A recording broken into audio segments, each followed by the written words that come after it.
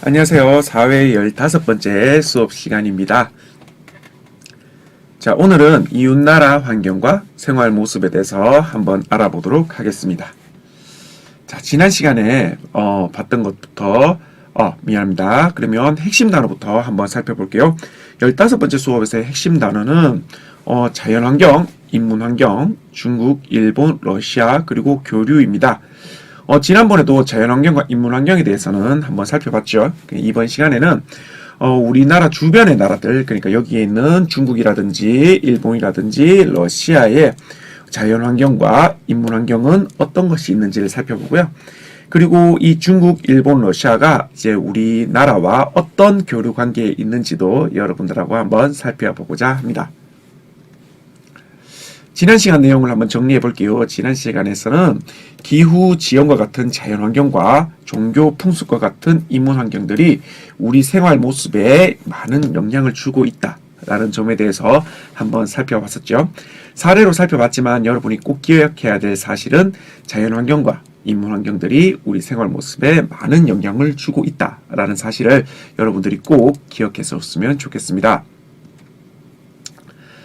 그리고 우리 주변 나라들을 비롯해서 수많은 나라들의 생활 모습들은 너무나도 다양하기 때문에 그 다양성에 대해서는 존중해줘야 될 필요가 있다라고 얘기를 드렸던 것 같아요. 이 생활 모습이 다양한 이유 자체도 우리의 인문 환경과 또 자연 환경이 서로 다르기 때문에 각 나라별로 처해진 인문 환경과 자연 환경이 너무나도 다르기 때문에 생활 모습들이 다양하게 나타나는 것이고, 그래서 함부로 저 문화는 좋다, 저 문화는 나쁘다, 저 생활 모습은 이상하다, 이렇게 우리가 판단을 내려서는 안 된다. 어쨌든 다른 나라의 생활 모습들은 우선 존중을 해줘야 되는 태도가 필요하다, 이렇게 얘기했었습니다. 자, 그럼 본격적으로 이번에는 인문 환경과 자연 환경에 따라서 우리나라 주변의 나라들은 어떤 인문 환경과 자연 환경을 띠는지에 대해서 한번 살펴보도록 하죠. 우선 우리나라 주변 나라들에는 어떤 나라들이 있는지부터 살펴봐야 합니다. 우리나라 대한민국 주변에는 바로 옆 나라 일본이 있죠. 일본이 있고, 그리고 우리나라의 서쪽에는 중국이 있습니다. 중국. 그리고 우리나라의 북쪽에는 러시아가 있습니다. 물론 북한도 있기는 하지만 우리 헌법상으로는 북한의 영토가 우리 땅으로 되어 있고 하기 때문에 북한은 주변 나라들에서 좀 빼도록 하겠습니다. 나중에 이제 통일과 관련된 내용을 다룰 때 북한은 좀 살펴볼 수 있을 것 같습니다. 자, 그럼 한 나라씩 살펴볼게요. 중국에 대해서부터 살펴볼 텐데, 중국의 자연환경부터 한번 볼게요. 중국의 자연환경은 우선 땅이 엄청 넓죠, 그죠? 우리나라의 수십 배가 될 것 같은데, 이렇게 넓은 땅덩어리를 가지고 있기 때문에 정말 다양한 지형도 나타나고, 다양한 기후도 나타납니다. 이 중국에서는 정말 높은 산맥도 있고요. 이쪽 끝에는 히말라야 산맥이라고 해서 세계에서 가장 높은 산들이 즐비한 산맥이 있죠. 그리고 여기에 평야도 있고요. 그리고 사막도 있습니다. 물론 고원들도 있죠. 높은 지대를 형성하는 그런 고원들도 있죠. 이와 같이 땅이 넓다 보니까 정말 다양한 지형들을 가지고 있어요. 또 기후도 정말 다양합니다. 사막과 같다면 건조 기후가 될 수 있겠고요. 요 밑으로 오면은 온난 기후가 될 수 있고, 요 위로 올라보면 또 냉대 기후도 나타나거든요. 그래서 정말 다양한 기후도 나타난다. 그리고 전체적으로 보면 이 동쪽, 미안합니다. 여기 서쪽이 좀 지대가 높아요. 히말라야 산맥도 있고, 그리고 티베트 고원도 있고, 이러기 때문에 서쪽이 조금 높다. 그리고 동쪽은 조금 낮다. 낮다라는 말은 평야 지역이란 말이죠. 그래서 동쪽은 좀 평야 지역이 있고, 그 다음에 서쪽에는 또 산지나 고원 등이 있어서 좀 지대가 높다라고 생각하면 될 것 같아요. 우리나라가 동쪽이 높고 서쪽은 낮잖아요, 그죠? 그러니까 그 반대라고 생각해 보면 될 것 같네요. 자, 중국의 인문 환경도 한번 살펴봅시다. 중국의 인문 환경은 아무래도 중국도 지금 경제적으로 매우 성장되어 있죠, 그죠? 그래서 뭐 G2라고 해서 미국과 더불어 전 세계의 경제를 이끌어 나가는 나라들 중에 하나라고 볼 수 있는데요. 그러다 보니까 많은 대도시들이 형성되어 있어요. 근데 우리가 5학년 때 익히 배웠겠지만 산지보다는 평야지대에 많은 사람들이 살기가 좀 더 편하잖아요. 그래서 이쪽 서쪽에 바닷가를 따라서 항구와 대도시가 많이 발달했어요. 또 여기에 인구가 많다 보니까 여러 가지 산업들도 요 서쪽, 요 평야지대 근처에서 많이 산업들이 발달하고 있는 편이라고 볼 수 있죠. 특히 여기 보면 상하이 도시 있잖아요. 정말 대도시의 느낌이 들죠. 여기도 여기 바로 있는 서쪽의 평야지대 여기에 있는 산업도시라고 할 수 있겠습니다. 자, 이제 일본을 한번 볼게요. 일본의 자연 환경입니다. 일본의 자연 환경. 일본 하면 바로 생각나는 게 사실 좀 지진, 화산 이런 거 좀 생각나잖아요. 예, 맞습니다. 일본 하면 좀 지진이나 화산 활동이 굉장히 활발한 곳이죠. 왜 그러냐면 일본을 기준으로 해서 이쪽에 있는 대륙판과 이쪽에 있는 대륙판들이 서로 만나는 지점이거든요. 그러다 보니까 서로 마찰도 있고 움직임도 크기 때문에 지진과 화산 등이 대단히 활발한 곳이라고 볼 수 있습니다. 자, 그리고 또 일본이라고 하면 섬나라라는 특징이 있죠. 그죠? 크게 네 가지 섬. 크게 네 가지 섬으로 이루어져 있지만 이 큰 네 가지 섬 외에도 정말 자잘한 섬들이 굉장히 많습니다. 또 산지가 굉장히 많아요. 아까 전에도 얘기했지만 대륙판과 대륙판이 만나는 곳이기 때문에 여기에서 만나서 올라오다가 보면 이렇게 이제 바다 한가운데에 이렇게 섬이 생기는 이것이 바로 일본이기 때문에 산지로 대부분 많이 이루어져 있죠. 그리고 섬나라고 또 산지가 또 많고 하다 보니까 좀 전체적으로 좀 습하고 또 비와 눈이 굉장히 많이 온다고 볼 수 있어요. 그래서 지진이 잦고 화산 활동도 많고 그리고 산지가 많은 섬나라 그리고 습하고 비와 눈도 많이 온다. 이렇게 자연 환경을 정리해 볼 수 있겠군요. 자, 일본의 인문 환경도 한번 살펴볼게요. 일본의 인문 환경. 일본은요, 산업이 굉장히 발달한 나라입니다. 그러고 보면 우리 동아시아에 정말 경제적인 선진국들이 정말 많은 것 같은데요. 일본도 이제 땅이 그렇게 넓진 않기 때문에 원료를 수입하고 제품을 가공해서 판매하는 이런 식의 산업을 많이 발달시키고 있어요. 지난번 경제 부분에서 선생님이 얘기했듯이 우리나라도 원료를 수입하고 가공해서 제품을 만들어서 수출하는 이렇게 경제 산업이 이루어져 있죠. 일본도 좀 비슷하다고 볼 수 있습니다. 그래서 원료를 수입하기 좋고 또 제출을 수출하기 쉬운 곳, 즉 이쪽 태평양 쪽에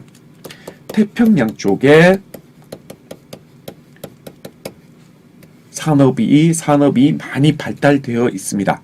우리 대개 원료를 수입하든 아니면 제품을 수출하든 간에 결국엔 바다로 많이 하잖아요. 그렇다 보니까 태평양 쪽에서 바다로 와서 또 바다로 나가는 이런 식의 산업들 구조가 많아서 태평양 쪽에 있는 이쪽 서쪽보다는 동쪽에 산업들이 많이 발달된 지역이 많다라고 보면 되겠습니다. 게힌 공업지역이라고 해서 일본의 가장 큰 공업지역인데요. 이 공업지역도 도쿄 근처, 즉 태평양을 바라보는 쪽에 있다고 보면 되겠습니다. 자, 이번에는 러시아입니다. 러시아의 자연환경이라고 하면 러시아는 우선 영토가 가장 큰 나라라고 볼 수 있죠. 그리고 많은 친구들이 물어요. 선생님, 러시아는 유럽인가요? 아시아인가요?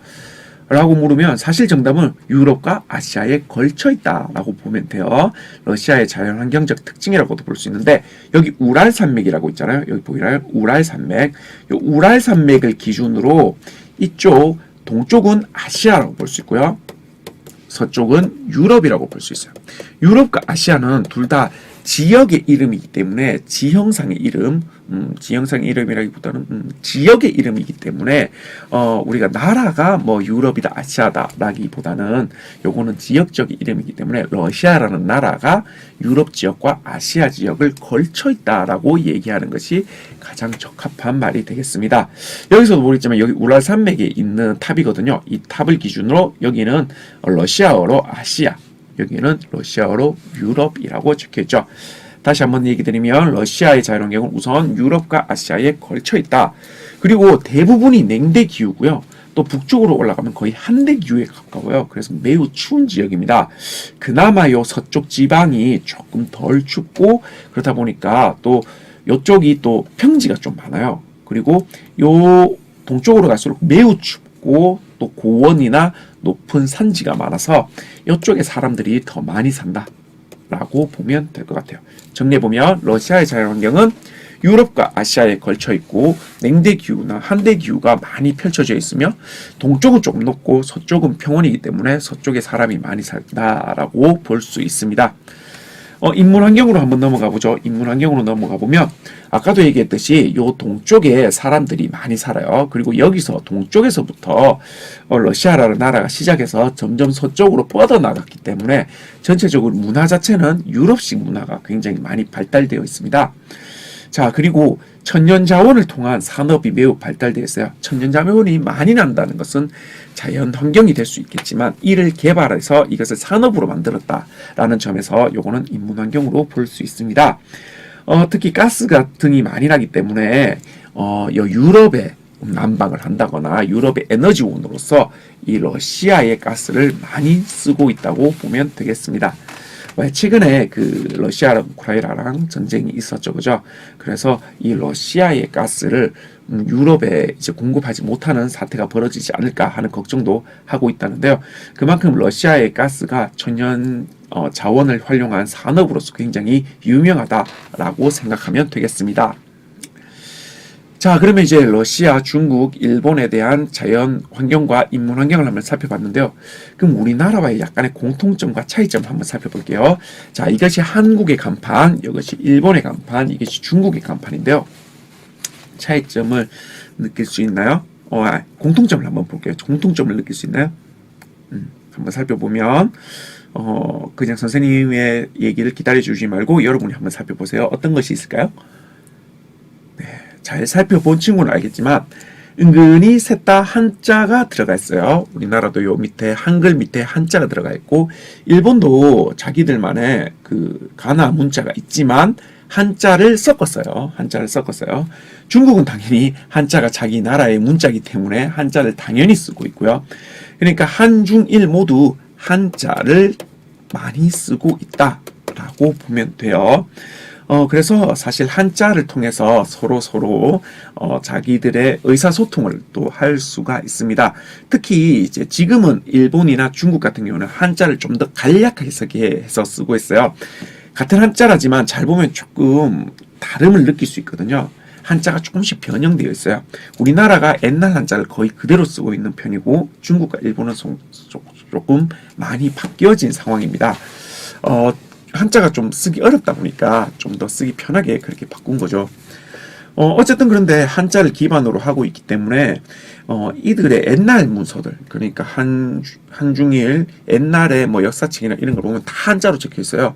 한국도 뭐 한글이 발명되기 전, 일본도 가나가 발명되기 전에는 다 한자로 적혀 있어서 어떤 책을 가져와도 의사소통이 돼요. 이게 뜻으로 이제 풀이하는 문자가 한자이기 때문에 읽어보면서 이게 무슨 뜻이구나 라고 알아볼 수 있을 정도죠. 이렇게 한중일은 한자를 중심으로 이렇게 문화가 조금 고르게 좀 비슷한 부분들이 많다고 볼 수 있습니다. 자, 그래서 이렇게 한자 문화권이라는 말도 해요. 물론 동아시아 문화권이라고 부르기도 합니다. 이들은 서로 이제 역사적으로 항상 밀접한 관련이 있었잖아요. 우리 여러분들이 5학년 때 배워서 알겠지만 사실 중국과 우리나라는 고조선 때부터 서로 싸우기도 하고 협력도 해왔고요. 일본과는 삼국시대부터 문화도 전수하고 그 다음에 그들의 도움도 받고 이렇게 같이 살아왔기 때문에 거의 2000년 넘게 같이 살아왔잖아요. 그러다 보니까 서로 문화를 교류하는 횟수가 굉장히 많았겠죠. 그러다 보니까 한자 문화권 혹은 동아시아 문화권이라고 대표할 만큼 문화가 조금 비슷한 부분이 많다라고 얘기할 수 있을 것 같습니다. 자, 근데 러시아 간판을 볼게요. 한자가 있나요? 전혀 없죠. 오히려 어떤 느낌이 듭니까? 예, 맞아요. 영어가 옆에 밑에 있고요. 요거는 영어고요. 그 위에 얘가 이제 러시아 러시아어라고 하는 키릴 문자인데요. 이 키릴 문자도 사실 좀 잘 보면 알파벳에서 거의 가져온 것 같지 않습니까? 그렇습니다. 알파벳에서 거의 가져온 거예요. 영어도 알파벳이죠. 즉 러시아는 오히려 유럽 쪽 문화에 가깝다라고 볼 수 있습니다. 그래서 정리해보면 한국, 우리나라 주변의 나라들 중에서도 일본, 중국은 우리나라와 비슷한 문화권을 형성하고 있지만 근처에 있는 나라인 러시아는 키릴 문자를 쓰는 유럽 문화권에 가깝다라고 볼 수 있습니다. 한중일은 사실 2000년이 넘는 시간 동안 서로 교류할 수 있는 시간적인 공간들이 시간적인 여유들이 굉장히 많았다고 친다면 사실 러시아는 그렇지 않습니다. 러시아는 우리나라와 가까이 이제 지역적으로 가까이 된 것은 사실 얼마 되지 않아요. 그게 무슨 말이고 하니 여기서 보면 러시아는 원래 모스크바에서 시작했습니다. 모스크바에서 시작되다 보니까 모스크바의 요 땅에서부터 서서히 동쪽으로 이동해 가면서 영토를 확장해 왔던 거죠. 자, 우리나라가 여기 있잖아요.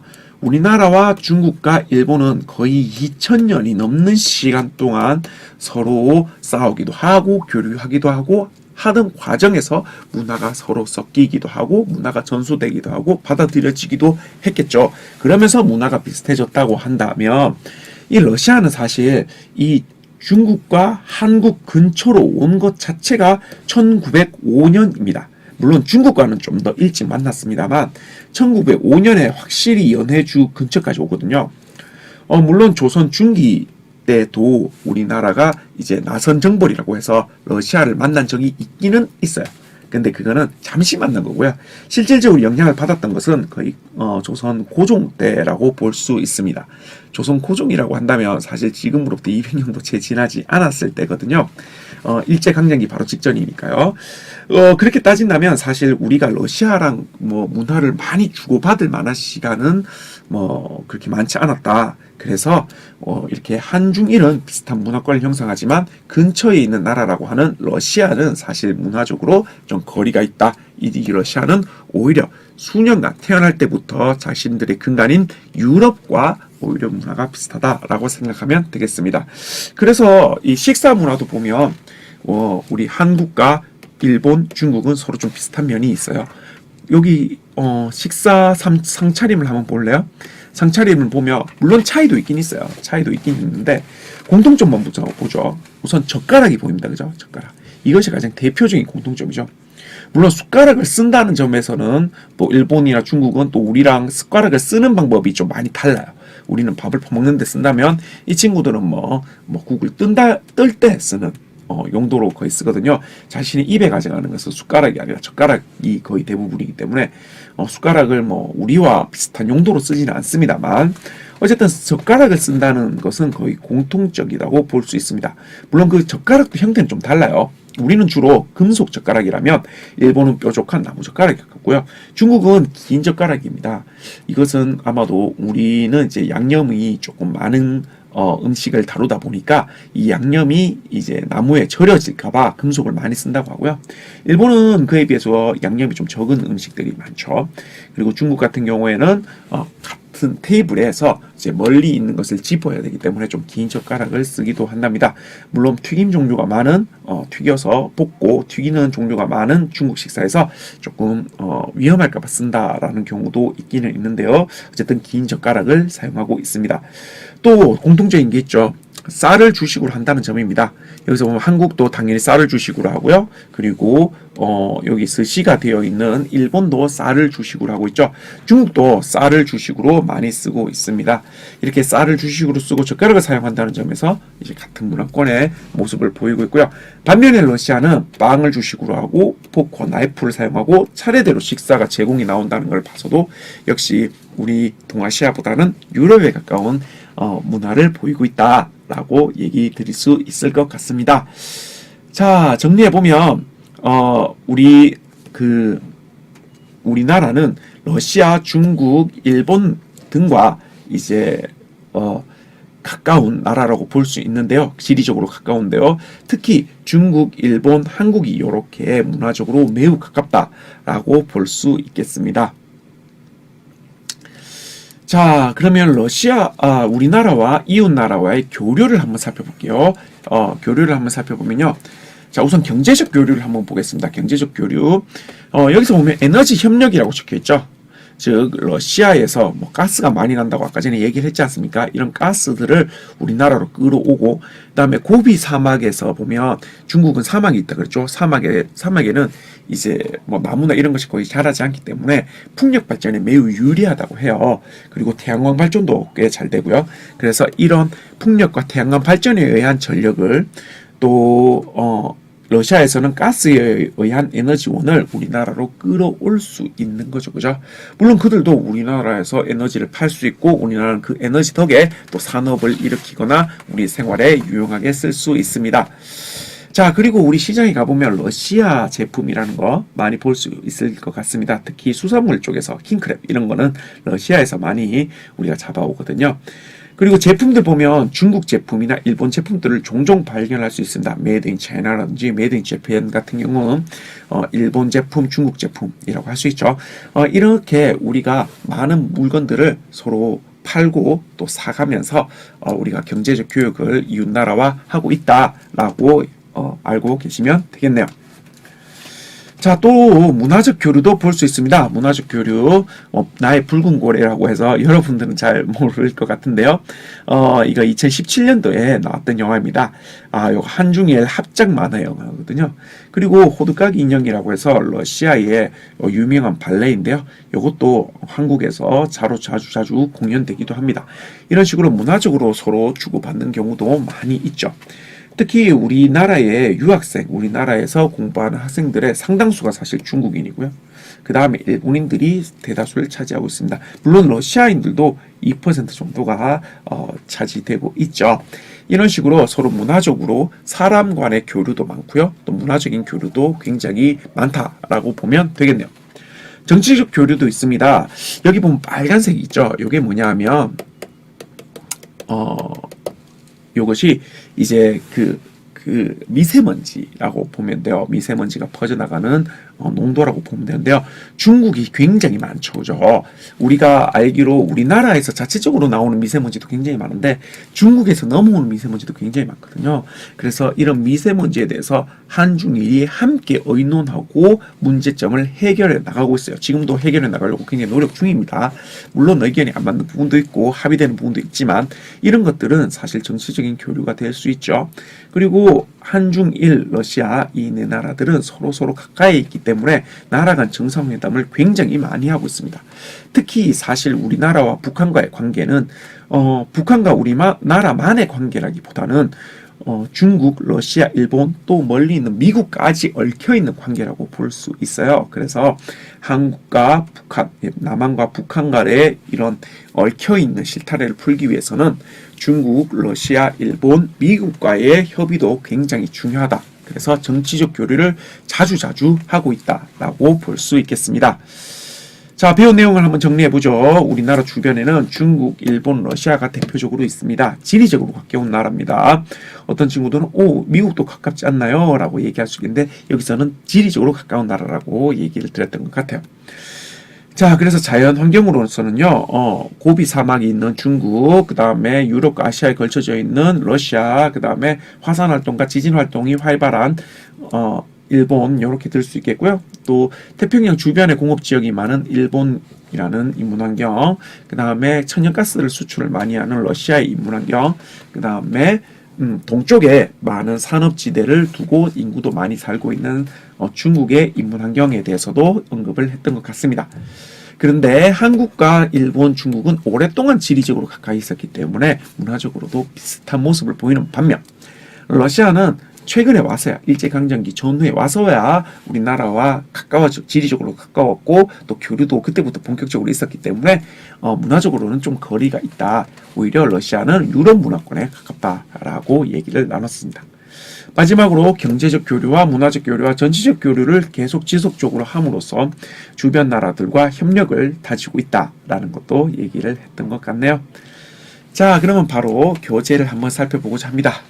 교재 오기 전에 여러분이 먼저 풀고 왔으리라고 이제 생각하고 바로 진행할게요. 첫 번째 문제입니다.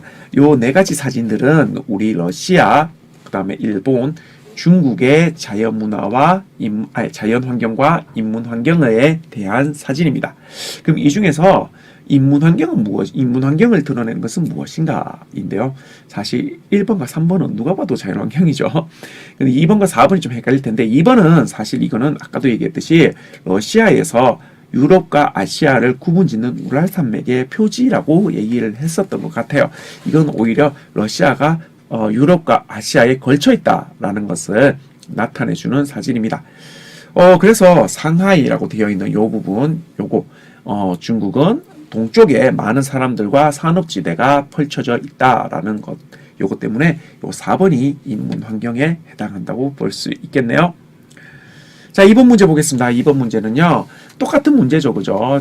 중국, 그 다음에 일본, 러시아의 자연환경과 인문환경을 나타내는 사진인데 이 사진에서 이번에는 조금 똑같은 문제에서 반대가 되었어요. 자연환경은 무엇이냐입니다. 누가 봐도 답은 뻔하게 나오죠, 그죠? 답은 1번입니다.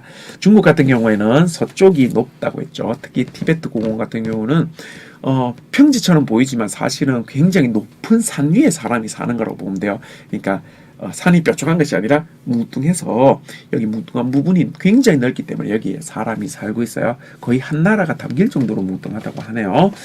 자, 근데 여기 3번은 선생님이 따로 수업 시간에 얘기를 안 했었던 것 같은데 여기 모스크바 대성당입니다. 요거는 모스크바에 있는 붉은 광장이라고 불리는 곳의 모습인데요. 여기에는 대성당들도 있고 그 다음에 궁궐도 있어서 그 러시아의 유럽식의 문화를 굉장히, 근데 유럽식이긴 하지만 유럽과는 조금 또 다른, 유럽 입장에서는 저건 동양의 느낌이 많이 나는데? 라고 생각할 정도로 유럽이지만 유럽과는 좀 더 이색적인 이런 문화가 표현되어 있는, 잘 나타내져 있는 공간이라고 볼 수 있습니다. 그래서 모스크바 대성당은 러시아의 문화를 나타내는 곳이다 라고 볼 수 있겠네요. 그래서 답은 1번이 되겠습니다. 아까 자연환경이 무엇인가를 물었죠. 자, 3번 문제입니다. 3번 문제. 3번 문제는 여기 세 나라, 이제 식단을 나타내주고 있는데, 이제 식사하는 이제 모습을 보고, 세 나라 중에 미안합니다. 일본, 중국, 러시아 중에 우리나라와 문화적으로 가까운 나라는 어디인지를 골라보라는 거예요. 누가 봐도 이제 포크와 나이프를 쓰는 것보다는 젓가락을 쓰는 것이 우리나라와 좀 비슷해 보이죠. 그래서 요거 일본과 중국의 식사 모습이 우리나라와 문화적으로 비슷하다라고 생각하면 되겠습니다. 자, 일본과 중국입니다. 자, 이렇게 이제 문제까지도 한번 풀어봤었는데요. 물론 3번까지가 아니라 4번도 있고 하지만 그거는 여러분들이 한번 풀어보면 좋겠습니다. 마지막으로 핵심 단어 한번 더 살펴보도록 하죠. 자연환경, 인문환경, 우리나라 주변 나라의 자연환경과 인문환경을 한번 살펴봤었습니다. 중국의 자연환경, 일본의 자연환경, 러시아의 자연환경. 근데 사실 환경과 또 인문환경도 살펴봤었죠. 인문환경도 쭉 살펴봤는데 사실 자연환경과 인문환경 에 대해서 잘 아는 것도 중요하지만 사실은 선생님이 더 중요하게 생각되는 것은 이 나라들이 결국 우리나라와 끊임없이 경제적으로, 문화적으로, 정치적으로 교류하고 있다는 사실입니다. 그것을 꼭꼭 기억해 주면서 15번째 시간도 이렇게 마치도록 하겠습니다. 다음 시간에 더 알찬 내용으로 여러분들과 맞이하겠습니다. 감사합니다.